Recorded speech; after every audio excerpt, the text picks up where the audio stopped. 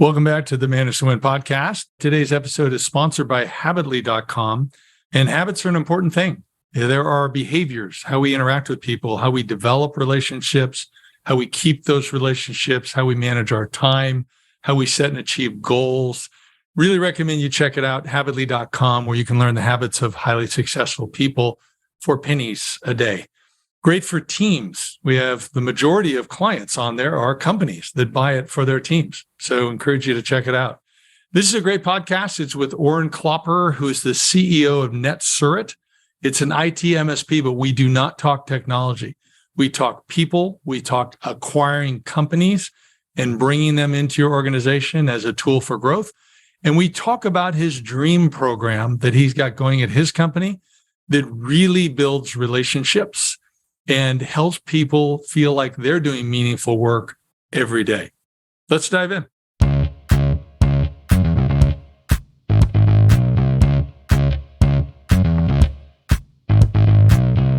Orrin, thank you for being on the show. I love what I'm seeing about your company. You got about 300 employees, 35 million in sales. You're just growing like gangbusters. And I think you've got some great information for our audience. But my question starts with, how did you get here? What made you decide to jump into this business? Where'd you come from? You're doing a great job.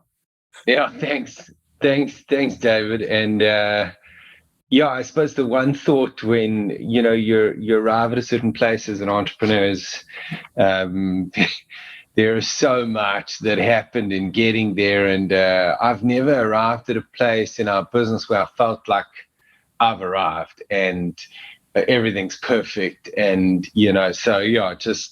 I'm deeply proud of what we've achieved, but there's still so much we're getting right. But I suppose if I look, how did we end up choosing this space? I was quite fortunate at university, and I met some great friends, and one of them had already started a business with his brother, selling engineering calculators and computers to engineers and friends and family. So I did a BCom degree, a Bachelor of Commerce, and the university I was at, if you were doing well, they allowed you to do an extra major for free. So I took an extra major in my second year of university, which was 1995, which was information systems. And I loved information systems because, to be honest, the other commerce subjects, it just didn't feel like they wanted me to think at all. I just got the sense they wanted me to regurgitate whatever I'd read in the textbook. And the thing about information systems was I really felt like I was applying my mind. And then Rian and his brother Onno invited me to come and sell for them. And at that point, I'd got a student loan to pay for my degree, but I was doing lots of things to pay for to make money from selling seconded shoes, like shoes that were slightly defected, to building sites in restaurants. I worked in restaurants. I worked at a flea market. We used to throw parties and charge people to get into the parties. And then I just love the computers. I loved sales, and I was not the most technical, and so kind of just carried on doing it until the late 90s, where we sort of landed on sort of our focus, and we saw a lot of small and medium entrepreneurial businesses that were being totally exploited, not having an understanding of technology, and providers were selling them technology they did not need. It was overpriced, and it was just a terrible experience for them. And that was the Y2K scare, wasn't it? That's it. And with the onset of Y2K, it got worse. So we said, okay, how do we build a business that's going to charge our customers a set monthly amount, where they will be able to predict what they're going to spend, and we will take the risk.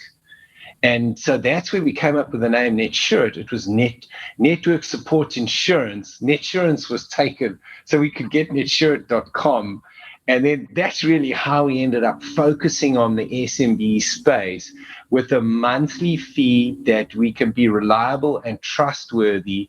And that's still what we do to this very day. And we look at customers between 25 to 1,000 user environments. But that's very much what we still do today. That's amazing. And now, have you grown all organically or done some acquisitions? Because I think I saw something where you actually like doing acquisitions. Yes, so we had done smaller ad hoc acquisitions in the history of the business, but going into 2019 and the end of 2019, we said we want to make this one of our primary growth focus areas, and so we did 3 acquisitions in 2021. But it might be interesting to just share. So, I mean, if I look at our business in 2019, and I think most entrepreneurs can reflect on this in times where your business just seems to be thriving and in flow, and other times it's just, you just have so many challenges and problems. And going into 2019 and going into the strategic planning for 2020, we took a hard look at the business, and to say, I mean, our organic growth had not only stalled, but we experienced some significant customer loss. There were 2 big customers that we lost in 2020 that we saw coming, that had absolutely nothing to do with the pandemic. The one was they decided to insource, and the other was a global outsource, and we didn't have offices in all those regions. So we lost 2 of our biggest customers, and our organic growth was in a hole like you cannot imagine. And we were looking at, in the face of, in our minds, one of the worst macroeconomic tsunamis to ever hit our business, being the pandemic. And we didn't know how it was going to unravel and what impact it would have.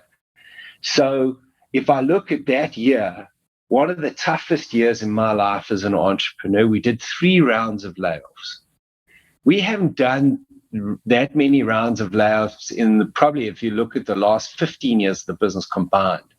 Three rounds of layoffs. We cut cost more aggressively than we ever have before. So we took those savings, we put 50% back into cash flows and profits to protect the business because we didn't know how bad it was going to get. And then the other 50% we put into what we call a growth and innovation fund. So suddenly now we were building up funds to do things we've never done before. So over that time, we've increased our marketing investment 5 times. So we spend 5 times more now on marketing than we ever have before. Our organic growth is flying at a level it never, ever has before. We ended up doing 3 acquisitions in 2021 that have had a significant impact. So, if I look at our results at the end of 2019, we were about a $20 million business, and now our trailing 12 months is about $35 million in revenue. So facing some of the worst uncertainty that we could ever fathom and having an amazing team that got stuck in, we were able to turn it into a huge opportunity, and I believe literally transform the business. Where we were in, like, I was borderline in entrepreneurial depression at that point. So it's been a crazy and wild ride, but very rewarding. Well, talk to me about how you made that decision that you were going to start doing some acquisitions, because it sounded like you felt like your back was up against the wall a little bit. You lost 2 large customers, organic growth was stalled. And you were making the wise but very difficult decision of making, 1 layoff round, and then you had to do 2 more.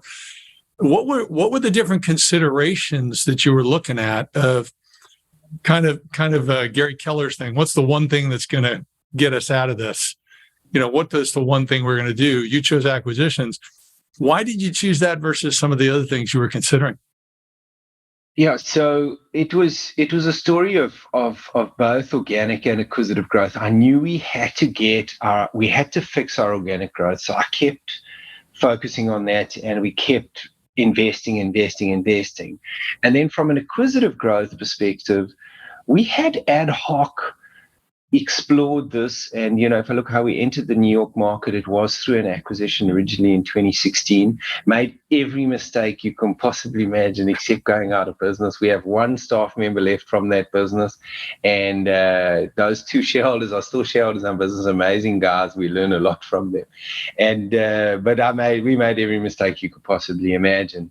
So the focus on the acquisitive growth kind of came out of a lot of MSPs in our space. It used to be a lot easier to find new customers, and it has just become more and more of a red ocean.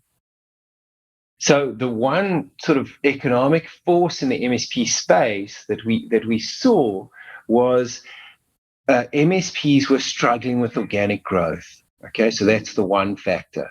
The second factor was, I think back then, there were maybe, I'm guessing, I don't have the numbers in front of me, under 20 private equity firms that were focused on the MSP space. Today, there are over 60. So just think of that economic force. It's one of the biggest economic forces in the US economy today. They can literally shift where an industry goes and what it does. So we saw that growth happening. And I suppose when you look at the timelines, I'm 47 years old, and there are quite a lot of these MSP owners that were either my age or into their late 50s and early 60s, and they were exploring options of how can I see a return on, my adult life's work of this business that I've created.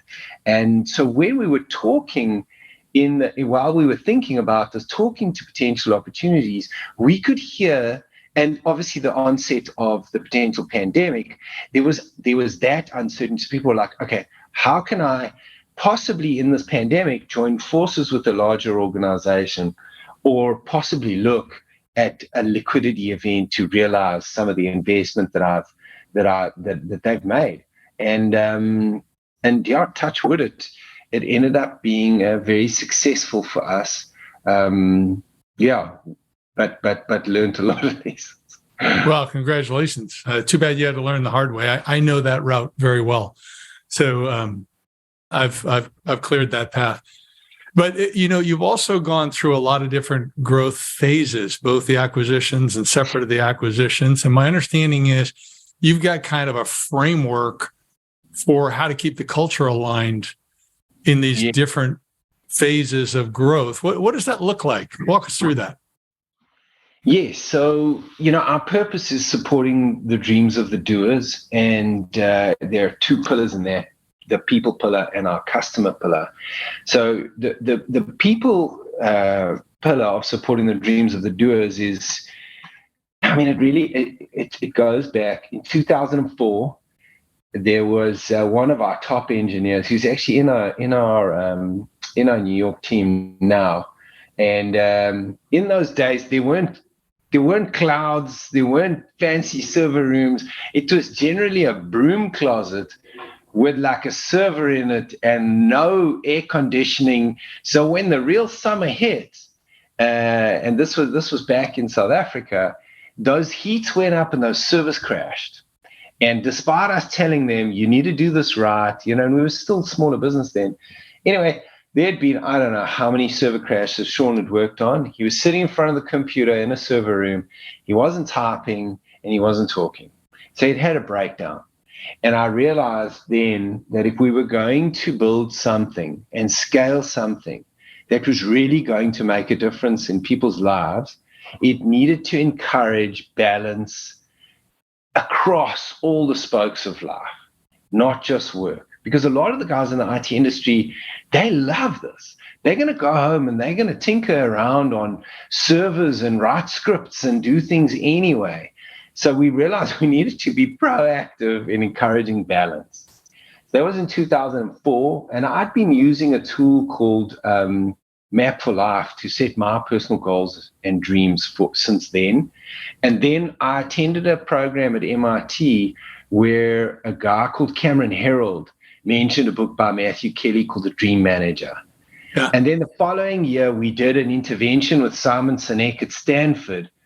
And so across that and just looking at what's the why of our organization, I realized the first and most important why is our people.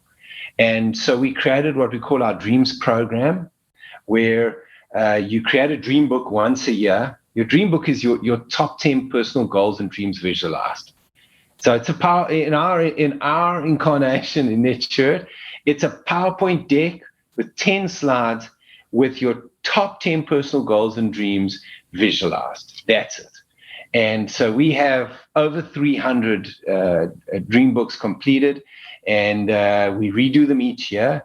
You get put in a dream group, which almost becomes like a mastermind or a forum where you meet once a month and you kind of check in and update with each other. How's it going with your dreams? The one method is called a rose, bud, and a thorn. You say, what's a rose in the context of your dream book right now? What's a bud? What's a thorn? You share challenges and experiences. And it has been an unbelievably powerful and real part of our culture to keep the glue through the growth, to keep the glue where we were like a 70% in-office culture to now we're probably a 90% remote working culture, although we have offices, to keep that glue and connectedness. Because, David, we do something called a Dream Connect, where we encourage you to meet with someone you don't work with and just get to know each other and share your dream book. So it's helped protect the culture as we grow. But in the same breath, some people are skeptics and they think it's a technique that we're using to manipulate them or control their personal lives. And generally, when they're with us for some time and they understand it, they normally come around. But so that's really, really the heart of it. I love the Dream program that you've got going. I read Matthew Kelly's book years ago. And then had a guy on our podcast a little while ago, Dane Espegard, who had been using it also. Okay. And then he has his own version. He calls the Dream Machine. He wrote a book on it. And where he encourages people to just list as many dreams as you want. He had one guy with like 1,000 dreams, which sounds crazy. I think 10 sounds a lot for a year. But let me talk about your program, ask some questions. So how many people are there in each dream group? So it's anywhere between as small as 6 and I think up to 12. Okay, so 6 to 12. And is one person marked as like a facilitator or team lead type thing? Okay. So we have dream coaches and we get them trained monthly. It's volunteer-led. So it's people from the dream group. It's not, we have a dream manager internally that her full-time job is to manage the program and drive it. And so the dream coaches get trained. And then from a habit perspective, because I absolutely love Charles Duhigg's book, The Power of Habit, where he talks about, and just in some of the research I did around you, I can see that you get this. So we've tried to turn some of the Dream program into institutional habits. So there's a weekly rhythm called your Dreams Week in Advance, where you have to capture before the craziness of the week starts. Because sometimes you wake up on a Friday from a week of work and you don't even know what happened, let alone pursued anything in your personal goals and dreams. We ask you to capture the 3 to 5 things you want to get done this week to progress you towards your goals and dreams. And then we ask you to dashboard your progress as well. We actually do it in our leadership team. We all share our dream books with each other, and then we dashboard over all red, green, yellow, how we're doing. So those are some of the habits that we've tried to build in around the program. So you encourage them to define 10 dreams. This is where I'm trying to go. I'm at point A. I want to get to point B in each one of these these 10 areas. Do you give them guidance on, what different areas that might be, like health or finance, career, whatever it might be? We've got a methodology that we use. I can share the PDF with you. And I'll just give you like a 30-second view. You take the 8 spokes of the wheel of life, like physical health, family, relationships, spirituality, etc. You rate them out of 10. Where am I today? 6 out of 10 on physical health. Finances, I'm a 7 out of 10. Okay, so you do a current state analysis. Then you brainstorm per spoke of the wheel of life as if there were no limits, no physical limits, financial, no limits whatsoever. What would you want to achieve there? Okay, some of them can be simple, like, buy a new car, or others could be really like buy a mansion in Miami, as an example. And so we brainstorm them. So you could end up with like 50 to 200 goals and dreams. And then it takes you through a process using a prioritization methodology to bring it down to your top 25. And then that takes you to your top 10. Okay. And do you find that people with some of their top 10, because 10's a lot. 10's a lot. With some of their people top don't have 10. 10. Yeah, that was one of my questions. Yeah, do some people not have 10, or they have, like, some of them, it's just like, I want to hold this where it is. And really where I want to focus is on these other spokes. Yeah, so you actually, the process does, if you go through it in full detail, you end up with your top 3, and then you have 7 additional. Okay. But some people, you'll find they only have 6 in their dream book. I actually have 11 this year. But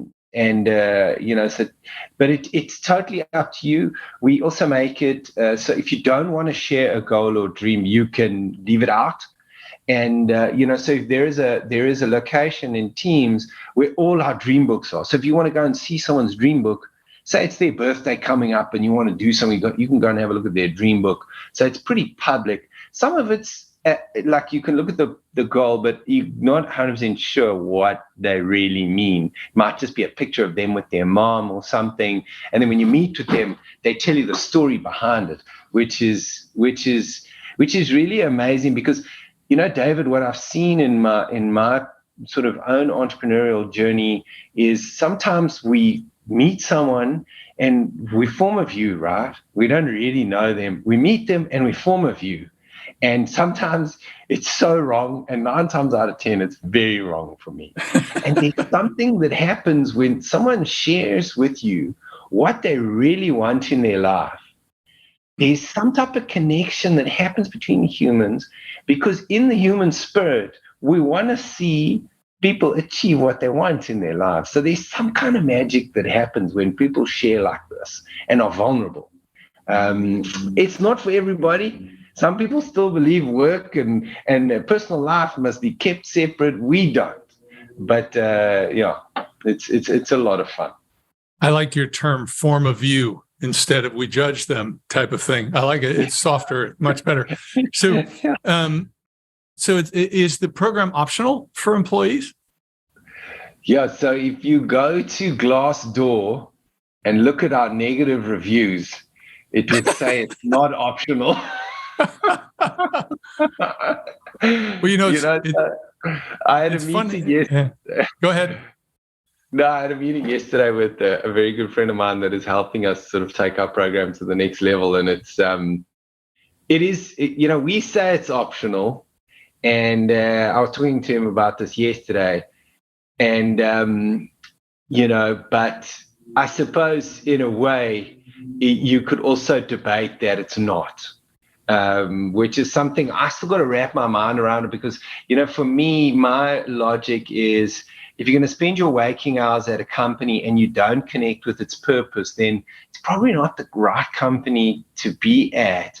But if you do connect with that purpose and can embrace a program like this, it not only amplifies what you can achieve in your own life, but it has an impact on the other people as well because they feel that momentum and energy. So, yeah, strictly speaking, we say it's voluntary, but some people believe it's not, and they could be right. Well, and so Matthew Kelly's book, it was voluntary; it was an optional program. Dane Eswigard's approach at his company is it's mandatory, but he's not in New York City. So I'm in California. It's ultra. Employers are wrong HR-wise until proven innocent, and New York's the same. So, might have to be a little bit more careful there. But a question I have for you. So also these people are going after goals. Now in Matthew Kelly's book, the way he structured it was that they had an outside like financial advisor or somebody who somebody could meet with as an option to get advice on talking about their goals and then what the process would be to pursue those goals. So your person that runs the program, are they kind of the go-to person that has a variety of skills, or do you have some consultants you bring in for trainings or for advice at any time? Or how do you make certain that if they're saying, I want to achieve this goal, that if they're getting advice from somebody, whether it's the peers in their group who may not be any more skilled or even less skilled than they are at trying to go after that goal, but well-intentioned, versus having somebody who really can give them some sound advice? Yeah, so we bring in a lot of resources, and we leverage some of our benefits providers and partners to do that.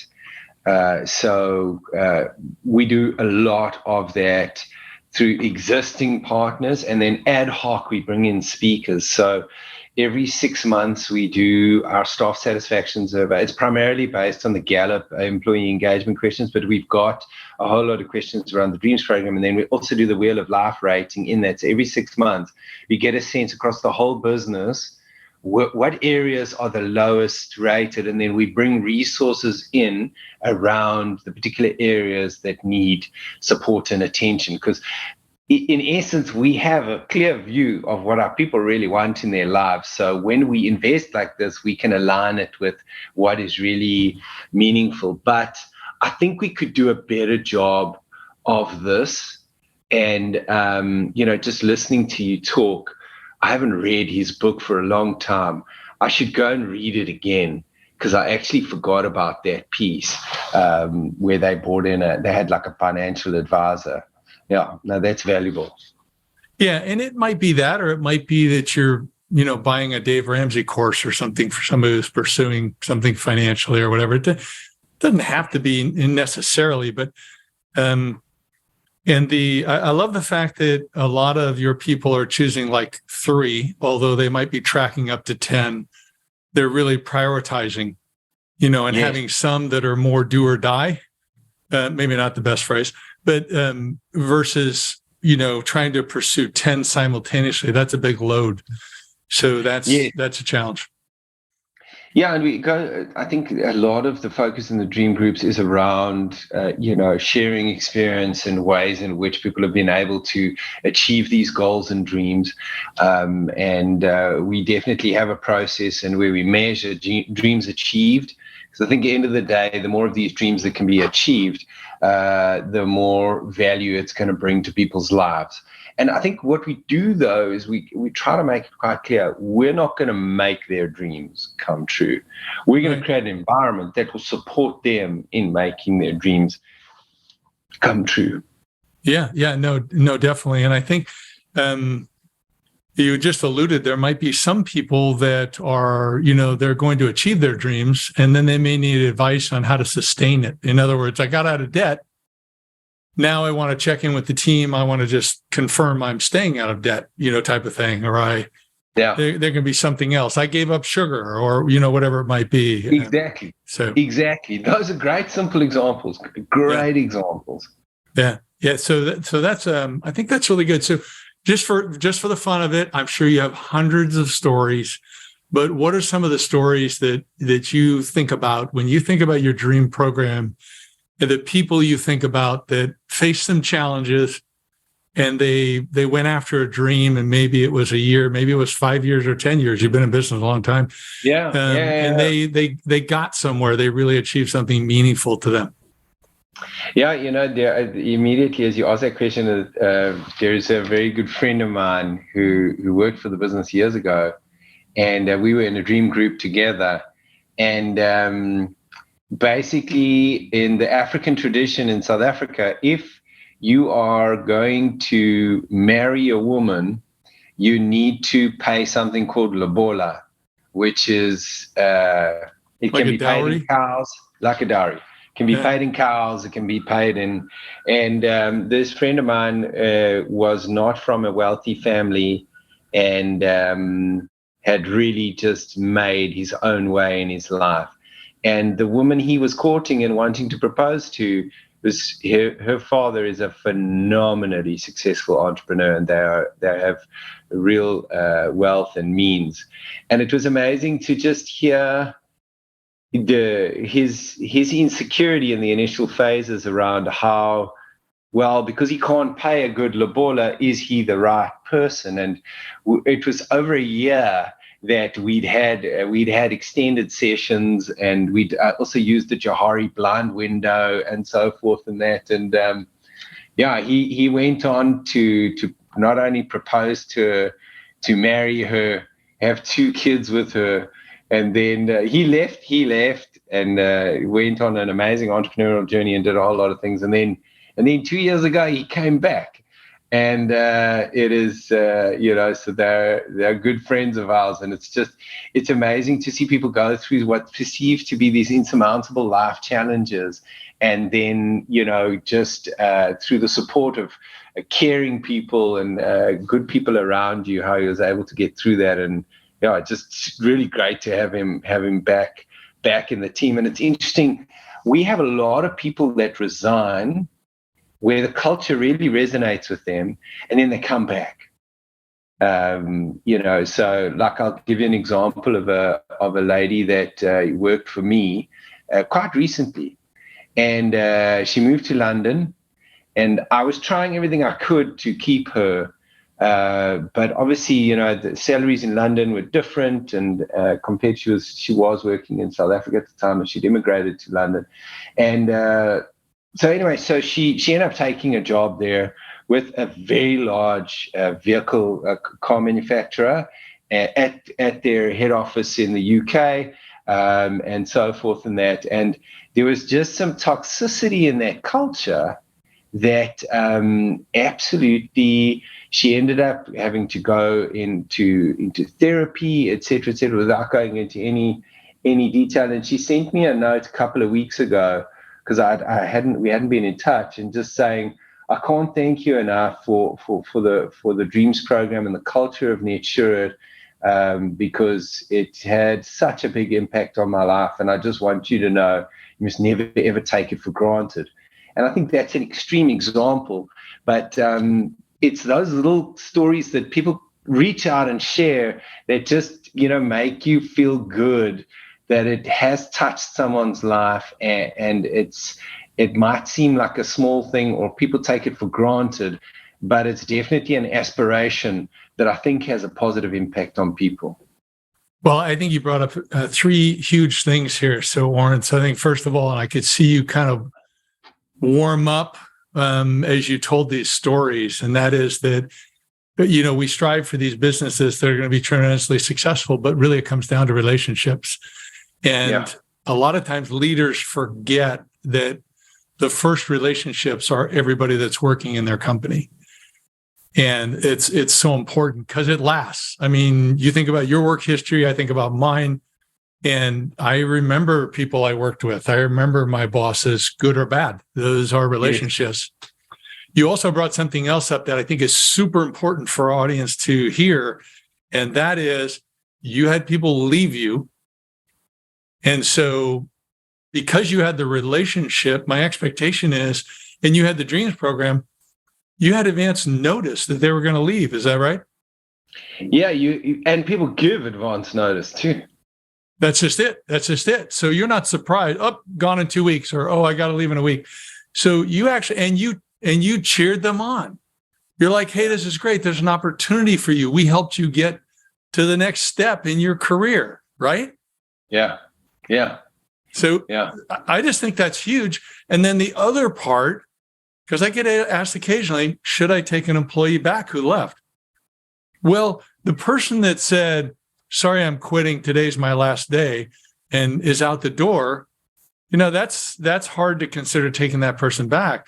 But when you built the relationship and you have the Dream program and they're excelling, they're a top performer, a good performer, and you have this relationship with them and they leave on good terms, why wouldn't you have them back?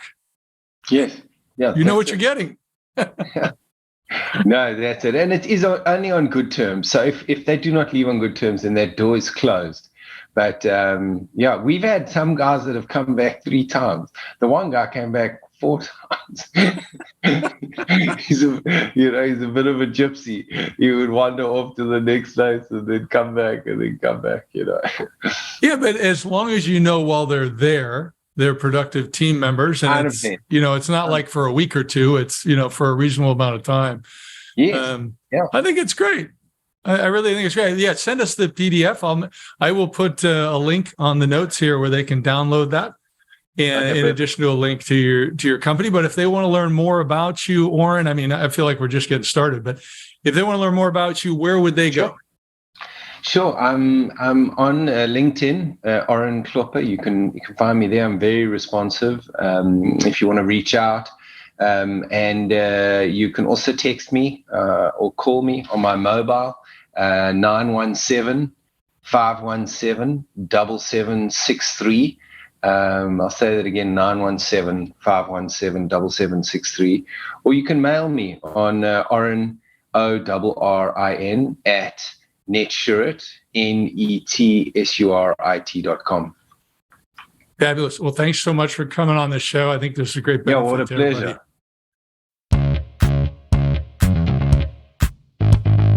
Thanks for tuning in today. If you liked the episode with Orrin, please leave us a comment or rating, subscribe, encourage other people to subscribe. We really appreciate your feedback anytime we can get it. Please don't forget our sponsor, Habitly.com, where you can improve your strengths. Take your strengths and make them a superpower on Habitly.com. Check it out. And lastly, stay tuned. We've got more great leaders coming. They have more ideas for you to help you become the best of the best. Bye for now.